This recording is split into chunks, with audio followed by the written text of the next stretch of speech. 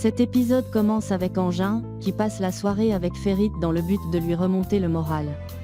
Pendant leur discussion, il lui parle des différents types de femmes, tandis qu'au même moment, Fatos partage une conversation similaire avec Nazli sur les différents types d'hommes. Le lendemain matin, Nazli se rend chez Ferit pour cuisiner. Avant de partir au bureau, ce dernier lui donne quelques instructions précises concernant les repas. Pendant ce temps, Gamze appelle son amie Arzu et lui confie qu'elle a besoin de s'amuser. Arzu, amusée, lui répond qu'elle a de la chance d'avoir une amie riche et accepte volontiers de sortir avec elle. Au même moment, Tariq retrouve Fatos dans son restaurant habituel. Il tente de la rassurer en lui disant de ne pas s'inquiéter, car il n'a rien révélé à Engin.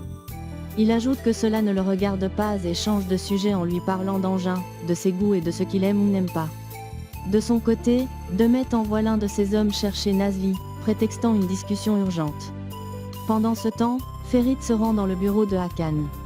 Il lui conseille de savourer ses petites victoires pendant qu'il le peut encore, car il ne tardera pas à lui faire payer le mal qu'il a causé. Puis, il quitte le bureau avec une assurance froide. Nazli finit par se rendre chez Demet, qui lui propose un travail, s'occuper de Boulout. Mais Nazli refuse, expliquant qu'elle adore Boulout et continuera à veiller sur lui de temps en temps, mais pas en tant que salariée, car elle est avant tout une chef cuisinière. Demet, satisfaite de cette réponse, l'accompagne jusqu'à Boulout. De retour à la maison, Fatos, un brin inquiète, réalise qu'elle doit rapidement commencer à coudre de véritables vêtements, car elle a menti à Engin en prétendant avoir une maison de couture.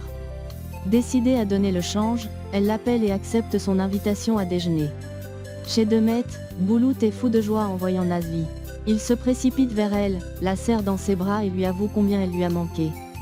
De son côté, Fatos se prépare pour son rendez-vous avec Engin et se maquille soigneusement. Arzu, curieuse, lui demande si elle compte enfin lui dire la vérité, mais Fatos esquive la question en expliquant qu'ils apprennent encore à se connaître. Au moment du départ, Nazli fait une promesse à Boulout, ils parleront chaque jour au téléphone. Rassuré, il lui fait un dernier sourire avant qu'elle ne s'en aille. Denise, qui était restée en retrait, l'accompagne dehors et lui propose de l'emmener à la maison de Zeynep. Il lui confie qu'il n'y est pas retourné depuis son décès, une idée qui semble l'attrister profondément. De l'autre côté, Fasto déjeune avec Engin dans un restaurant. Elle lui parle de ses affaires et explique qu'elle a besoin de clients influents, comme une chanteuse par exemple, pour promouvoir son travail. Au même moment, Alia entre dans le même restaurant. Engin, surpris, s'exclame que cela tombe bien, car Alia est justement une chanteuse célèbre. Fasto, prise au dépourvu, se sent immédiatement mal à l'aise. Alia la reconnaît et, comprenant la situation, Fasto lui glisse discrètement que, pour Engin, elle est une styliste. Complice, Alia joue le jeu et ne révèle rien à Engin sur la véritable situation de Fasto. Pendant ce temps, Denise et Nazli sont plongés dans leurs souvenirs en regardant des photos de Boulout avec ses parents. Une profonde tristesse les envahit. Denise remercie Nazli d'être là, car sans elle, il n'aurait jamais eu la force de revenir dans cette maison chargée de souvenirs. Après le déjeuner, Engin propose de raccompagner Fasto, mais elle refuse poliment et lui assure qu'elle prendra un taxi. Ne voulant pas la laisser partir seule, il demande à Tariq de commander un taxi pour elle. Tariq s'exécute immédiatement, et Fasto rentre chez elle. Une fois à la maison, elle raconte à ses sœurs l'immense gêne qu'elle a ressentie en voyant Alia au restaurant.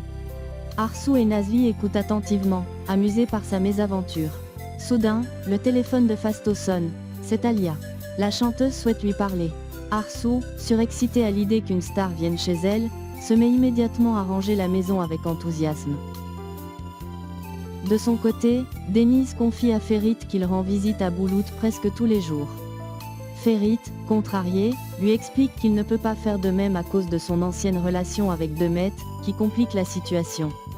Pendant ce temps, Alia se rend chez Fasto et lui assure qu'elle l'aidera à révéler progressivement la vérité à Engin, afin d'éviter un choc brutal. Au même moment, Denise informe Ferit que Demet a proposé à Nazli de travailler pour elle. De son côté, Nazli discute de cette offre avec ses sœurs et leur demande leur avis. Fasto, outré, lui répond que Demet est une femme sans scrupules et qu'elle ne devrait pas accepter. Plus tard, en rentrant chez lui, Denise entend du bruit suspect. Pris de panique, il saisit un marteau, prêt à se défendre contre un éventuel cambrioleur. Mais lorsqu'il découvre l'identité de l'intrus, il reste figé, c'est Alia. Amusée par la situation, elle sort son appareil photo et capture l'instant, éclatant de rire. Agacée, Denise tente de récupérer la caméra, mais Alia en profite pour l'embrasser à l'improviste. Il la repousse doucement et lui rappelle qu'ils ne sont plus qu'amis. Alia, malicieuse, récupère sa caméra et s'en va. Pendant ce temps, Arsu observe la photo du document qu'elle a volé chez Ferit et murmure que ce dossier lui rapportera beaucoup d'argent. Le lendemain matin, son réveil sonne, mais elle ne se lève pas. En allant l'éteindre, Nazli tombe sur les photos du document et, sous le choc, demande à sa sœur en pleurant ce qu'elle a fait. Arsu, paniqué, fond en larmes, mais Nazli, déçue et en colère, la traite de femme sans vergogne. Voyant la tension monter, Fasto intervient et demande à Arsu d'aller dans sa chambre pour calmer la situation. Nazli, dévastée, se demande comment elle pourra désormais regarder Bouloud dans les yeux, sachant que c'est à cause de sa propre sœur qu'il a été séparé de son oncle.